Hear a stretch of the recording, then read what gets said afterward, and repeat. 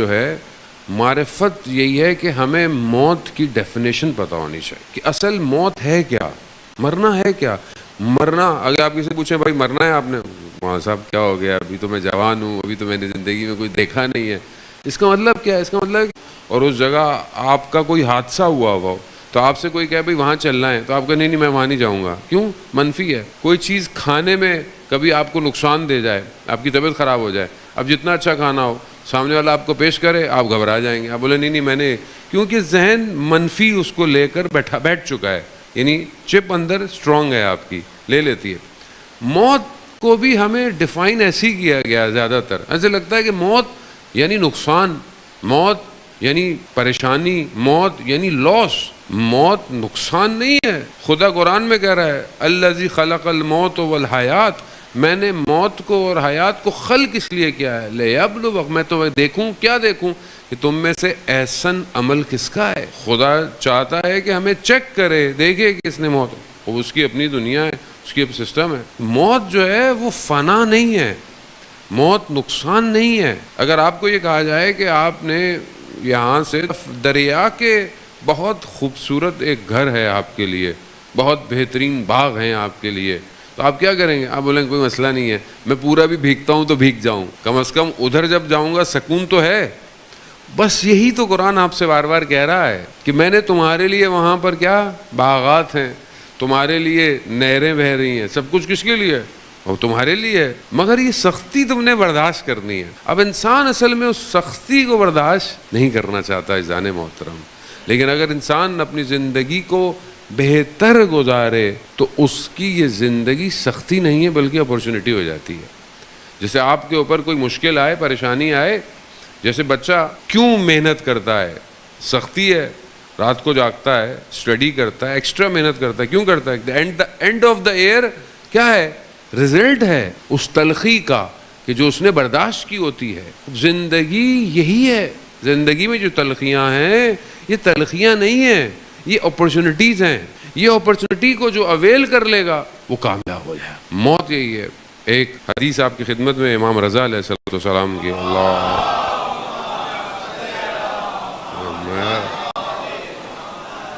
امام سے سوال پوچھا شخص جس نے حدیث کو بیان کیا، کہتا ہے میں نے مولا سے پوچھا کہ کیفا اصبحت، کہ مولا آپ نے صبح کیسے کرتے ہیں، یعنی آپ کی صبح کیسے ہوتی ہے؟ تو امام دو تین باتیں بیان کرتے ہیں کہ صبح میری کیسے ہوتی ہے۔ امام فرماتے ہیں کہ میری صبح ایسے ہو رہی ہے کہ میری زندگی کا ایک دن کم ہو رہا ہے۔ میری صبح ایسے ہو رہی ہے کہ میری زندگی کا ایک دن کم ہو رہا ہے۔ دیکھنے کو تو ڈیجٹ جو ہے وہ بڑھ رہا ہے، یعنی ہمارے ہاں لوگ سالگرہ جیسے مناتے ہیں کہ جی ماشاءاللہ بچہ آج سال کا ہو گیا، 5 سال کا ہو گیا، 10 سال کا ہو گیا، ہم کہہ رہے ہیں بڑا ہو رہا ہوتا ہے، لیکن کیونکہ موت کی ڈیٹ ڈیفائن ہے، ہمیں نہیں پتا، لیکن خدا کی بارگاہ میں، خدا کے علم میں موت کی ڈیٹ ہماری کنفرم ہے، تو ہمارا جو ڈیٹ کا گراف ہے وہ بڑھ نہیں رہا، بلکہ ہم اصل میں منفی جا رہے ہیں، نیگیٹو جا رہے ہیں۔ اب اس کے مرنے میں اب ہمیں تو نہیں پتا، مثال کے طور پر کسی نے 20 سال میں دنیا سے جانا ہے، اللہ کو پتا ہے،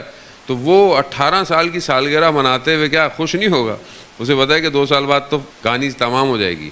تو یعنی ہم جتنا بڑھ رہے ہیں اصل میں ہم اپنی موت کے قریب جا رہے ہیں، اور جس طرف انسان بڑھ رہا ہو اس کی تیاری کرنی چاہیے، لیکن ہم اس کی تیاری کر رہے ہوتے ہیں جو چھوڑ کے جا رہے ہیں ہم لوگ۔ تو امام فرماتے ہیں کہ میں صبح ایسے کرتا ہوں کہ میرا ایک دن زندگی کا کم ہو رہا ہے، موت ہے، تو کیا میں جب ایسے اٹھوں کہ آج میری زندگی کا ایک دن کم ہو گیا تو آپ کی کیا فیلنگ ہوگی؟ جیسے آپ کو کوئی ٹاسک دیا جائے کہ آپ نے 30 ڈیز میں اس پروجیکٹ کو کمپلیٹ کرنا ہے، اور آپ روز صبح اٹھیں اور آپ نے کچھ نہ کیا ہو، تو اب آپ کیا ہوں گے کہ میرے تو 28 دن رہ گئے، میرے تو 20 دن رہ گئے، میرے تو 10 دن رہ گئے۔ تو ہمیں کون سا ٹاسک دیا گیا ہماری زندگی میں، اور ڈیٹ ہمیں نہیں پتا، کسی کو بھی نہیں پتا، کوئی جوانی میں چلا جائے، کوئی بڑھاپے میں چلا جائے، کسی کو نہیں پتا۔ ٹاسک کیا ہے؟ ٹاسک وما خلقت الجن والانس الا لیعبدون، میں نے جن اور انس کو خلق ہی نہیں کیا مگر سوائے بندگی کے اور عبادت کے۔ تو یہ بندگی میں انجام دے رہا ہوں کہ نہیں دے رہا؟ اگر میں بندگی انجام دے رہا ہوں تو میں ابھی مر جاؤں، مجھے کیا فرق پڑتا ہے؟ اور اگر میں نے بندگی انجام نہیں دی تو میں 100 سال بھی زندہ رہ لوں، 700 سال بھی زندہ رہ لوں، تو میں نے کیا کیا؟ حضرت نوح علیہ السلام 2500 سال زندہ رہے۔ 2500 سال بہت ہوتا ہے۔ آج کل تو ویسے ہی بہت شارٹ لائف ہے ہماری، تو ویسے بھی 60 سال بھی آج تو بہت مشکل سے کوئی جی لے، تو ویسے ہی بیماریاں، ہمارے اپنی زندگی کا روٹین، کھانا پینا، جوان جو ہے وہ اتنی جلدی چلا جاتا ہے، پھر حادثے اپنی جگہ الگ ہوتے ہیں۔ حضرت نوح علیہ السلام جب اپنے آخری ایام میں تھے اور جب ملک الموت تشریف لائے تو انہوں نے کہا کہ بس میں آ گیا ہوں، تو وہ دھوپ میں، روایات کہتی ہے کہ لیٹے ہوئے تھے، تو انہوں نے کہا کہ مجھے چھاؤں میں جانے دو۔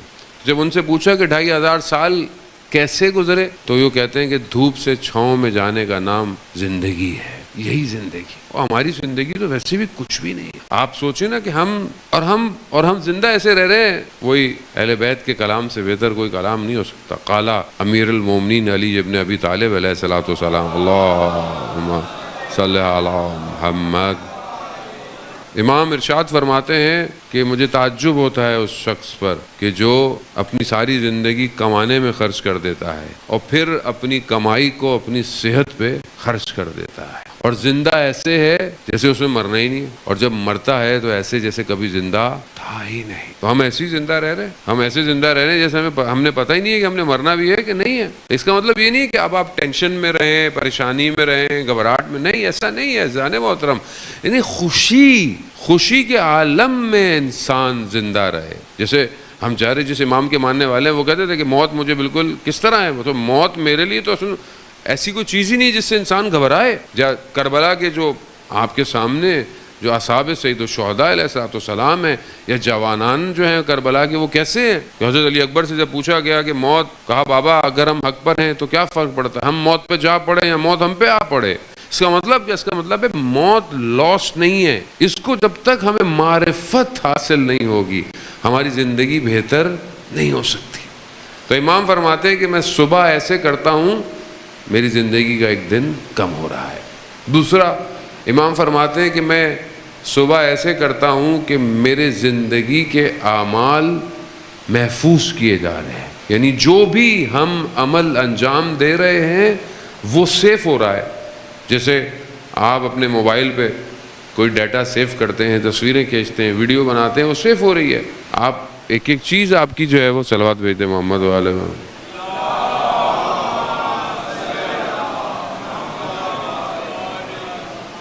آپ جو بھی انجام دے رہے ہیں وہ سیف ہو رہا ہے۔ تو یہ تو ہم دنیا میں آپ دیکھیں، اگر کوئی کیمرہ لگا ہوا ہے یہاں پہ، ہم روز آ رہے ہیں، جا رہے ہیں، بیٹھ رہے ہیں، سیف ہو رہا ہے۔ تو خدا کا کیمرہ کتنا اسٹرانگ ہے؟ خدا کا کیمرہ اعمالوں کو سیف کر رہا ہے، نہ صرف آپ کی موومنٹ کو بلکہ ہماری نیتوں کو بھی سیف کر رہا ہے۔ وہ کیوں فرمایا گیا کہ اگر تم برائی کی نیت کرو، گناہ کی، نعوذ باللہ، اور گناہ انجام نہ دو تو خدا تمہیں اس کا عذاب نہیں دے گا۔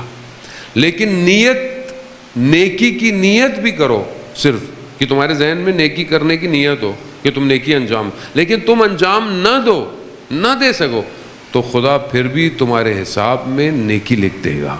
عزیزان محترم، موت نقصان نہیں ہے، موت ٹرانزیشن ہے، انتقال ہے۔ آج آپ یہاں بیٹھے ہیں، کل آپ نے کہیں اور جانا ہے۔ ابھی انشاءاللہ آپ حج پہ جائیں، عمرے پہ جائیں، زیارت پہ جانا ہے، آپ جاتے ہیں، بڑی اچھی جگہ ہے، مائیگریشن کرتے ہیں، کہیں جاتے ہیں، بہرحال تو انسان نے یہاں اس عالم سے اس عالم میں جانا ہے، اس کو موت کہتے ہیں، اور سب نے جانا، اس میں انکار نہیں ہے۔ تو جب جانا ہی ہے تو وہاں کی تیاری کریں جہاں جانا ہے۔ یہاں 100 سال 70 سال سے زیادہ تو کوئی زندگی نہیں ہے، اور وہاں کتنی بڑی زندگی ہے۔ جو جوان بیٹھے ہیں، کیوں آپ محنت کرتے ہیں پورا سال کہ at the end of the year آپ کو کیا ہے، رزلٹ ملتا ہے۔ 10 سال 16 سال کیوں آدمی پڑھتا ہے عموماً میکسیمم؟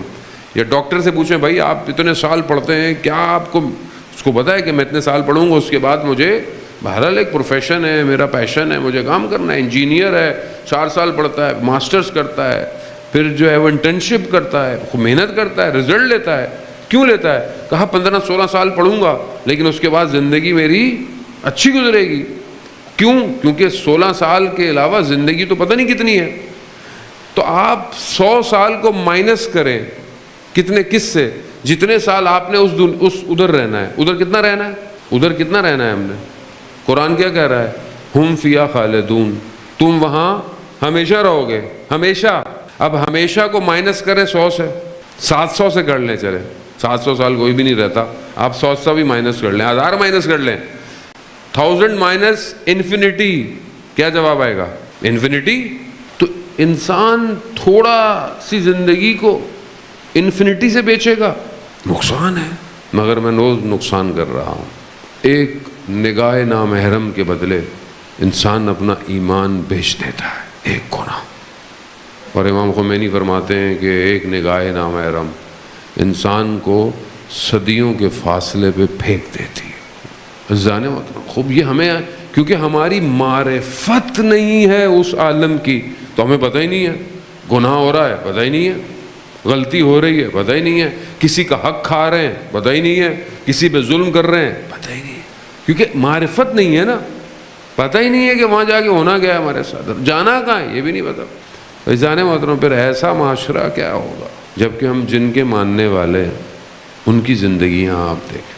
ملک اشتر کیسے صحابی ہیں کہ بازار سے گزر رہے ہیں، شخص نے اہانت کر دی، لاب دہن جو ہے وہ بدتمیزی اہانت کر دی. جب اسے پتہ چلا کہ ملک اشتر ہے، کانپنے لگا. ملک اشتر سالار ہے. دوڑتا دوڑتا کہ میں پوچھوں ملک اشتر کہاں ہے، تو دیکھا مسجد میں گیا اور کہا میں معافی چاہتا ہوں، مجھے پتہ نہیں تھا. تو وہ کیا کہتے ہیں آگے سے؟ کہتے ہیں کہ میں مسجد میں آیا اس لیے تھا کہ خدا کی بارگاہ میں تمہارے لیے مغفرت کی دعا کروں. یہ ہے اصحاب امیر المومنین، یہ ہے ولایت. جب وجود پہ آئے تو ظہور کرتی ہے. وہ میرے وجود پہ ولایت آئی آج تک، میں جو امیر المومنین کا ماننے والا ہوں، میرے وجود پہ ولایت ظہور کر رہی ہے کہ نہیں کر. اب ظاہر ہے ہمیں ہر دور کے، اب ہر شخص اپنے زمانے کے امام کے سامنے حاضر ہے نا. ہم سے کوفہ کا نہیں پوچھا جائے گا، ہم سے آج کے امام کے بارے میں پوچھا جائے. تو جب میرے اعمال میرے وقت کے امام تک پہنچتے ہوں گے تو کیا چاہتا ہے؟ ظاہر ہے اب آپ کی رپورٹ کارڈ آپ کے گھر آتی ہے نا، بچے اسکول جو پڑھتے ہیں رپورٹ کارڈ آتی ہے. ہمارے زمانے میں تو ہم والدہ تک پہنچنے نہیں دیتے تھے، خود ہی سائن کر کے واپس بھیج دیتے تھے. اب تو ہر چیز آن لائن ہو گئی ہے، اب تو واٹس ایپ میں آ جاتی ہوگی، جاتی نہیں ہوگی. تو رپورٹ کارڈ آتی ہے، ماں باپ کو کتنا افسوس ہوتا ہے کہ میرے بچے کی غیر ہے ماں باپ. تو امام سے بڑھ کر تو کوئی امت کا باپ نہیں ہوتا. اور جب میرے اعمال میرے امام کے پاس پہنچتے ہیں، میں تو خود شرمندہ ہوں، میں آپ سے کیا کہوں جانے میں. تو ہم کیسے اپنے آپ کو صحیح کریں؟ اگر ہماری معرفت بڑھتی چلی جائے گی، ہمارا عمل بہتر ہوتا چلا جائے. اگر آپ کو یقین ہے کہ آپ کا عمل سیف ہو رہا ہے، آپ اپنا عمل اچھا انجام دیں. اگر آپ کو پتا ہو کہ یہ سگنل لگا ہوا ہے، یہ ریڈ ہے، لیکن نہ پولیس والا کھڑا ہے نہ کیمرہ لگا ہوا ہے، تو اب آپ کیا کریں گے؟ بولیں جاؤ جانے دو، کون دیکھ رہا ہے. لیکن یہاں خدا کا کیمرہ 48 میگا پکسل نہیں ہے، خدا کا کیمرہ اندر تک زوم کرتا ہے. اور قرآن کہہ رہا ہے سورۃ توبہ میں، اے رسول ان سے کہہ دو اللہ، ان کا رسول اور مومنین کی جماعت دیکھ رہے ہیں، سب دیکھ رہے ہیں. شخص امام کا، چھٹے امام کا چاہنے والا ہے، امام کی خدمت میں حاضر ہوا. میں کہ آپ کو بتاؤ کہ امام کسے کہتے ہیں. حاضر ہوا تو امام نے پوچھا تمہارا بھائی کیسا ہے؟ کہا مولا صحیح ہے، مگر آپ کے معاملے میں احتیاط کرتا ہے. یعنی کیوں؟ یعنی کہ آپ حق پر ہیں نہیں ہیں، اس معاملے میں احتیاط کرتا ہے. تو امام نے کہا کہ اپنے بھائی سے کہنا فلانے سفر میں فلانے درخت کے نیچے اس نے احتیاط کیوں نہیں کی. اب اسے تو پتہ ہی نہیں کہ کیا ہے. جب یہ اپنے بھائی کے پاس گیا، کہا میں مولا کی خدمت میں گیا تھا، مولا نے تمہارا پوچھا، میں نے کہا احتیاط کرتا ہے. تو کہا امام نے کہا کہ فلانے سفر میں فلانے درخت کے نیچے تم نے احتیاط کیوں نہیں کی؟ تو اس کے چہرے کا رنگ زرد ہو گیا. تو اس نے بولا کہ کیوں، کیا ہو گیا ہے؟ ایسی کیا بات میں نے کہہ دی؟ کہا مگر وہاں تو کوئی موجود نہیں تھا. تو اس نے کہا کہ ماجرا کیا ہے، ہوا کیا؟ کہا میں ایک سفر پہ جا رہا تھا، میرے ساتھ ایک شخص تھا، تاجر تھا، اور اس کی کنیز میرے ساتھ تھی، تو میرا دل اس کی کنیز پہ آ گیا، تو میں نے کسی بہانے سے اس کو کہیں بھیجا، اور کوئی نہیں تھا اس درخت کے نیچے، اور مجھ سے غلطی ہوئی۔ امام کائنات کے نظام میں ایسا چرخہ ہے کہ جس کے بغیر کائنات چل نہیں سکتی۔ تو اگر آپ یہ سمجھیں کہ آپ کو امام نہیں دیکھ رہا تو آپ کی امام کی معرفت کمزور ہے۔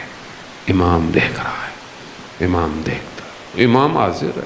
آیت اللہ عظمہ بہجت سے پوچھا کہ امام غائب ہے؟ کہا نہیں، تم غائب ہو، امام حاضر ہے، ہم غائب ہیں، ہم غفلت میں ہیں، ہماری معرفت میں کمی ہے۔